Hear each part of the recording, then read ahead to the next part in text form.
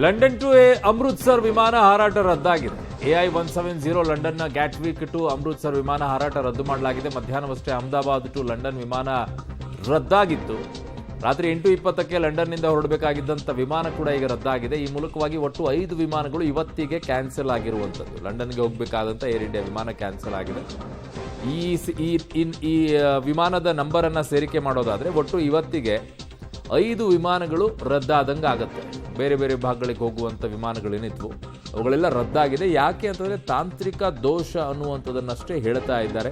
ನಿಖರವಾಗಿ ಕಾರಣಗಳು ತಿಳಿದು ಬರ್ತಾ ಇಲ್ಲ. ಅದು ಏರ್ ಇಂಡಿಯಾದಷ್ಟೇ ಅಲ್ಲ, ನಿಮಗೆ ಬೇರೆ ಕಂಪನಿಗಳದ್ದು ಕೂಡ ಇದೇ ರೀತಿಯಾದಂಥ ಸಮಸ್ಯೆ ಇದೆ. ಅದು ಬೋಯಿಂಗದ್ದು ಮಾತ್ರ ಇದೆಯಾ ಅನ್ನುವಂಥದ್ದು. ಬೋಯಿಂಗ್ ಕಂಪನಿಯ ವಿಮಾನಗಳೇನಿದ್ದಾವೆ ಅವು ಹೆಚ್ಚಿನ ರೀತಿಯಾದಂಥ ಸಮಸ್ಯೆಗಳು ಉಂಟು ಮಾಡ್ತಾ ಇದೆ ಅಂತ ಹೇಳ್ತಾ ಇದ್ದಾರೆ.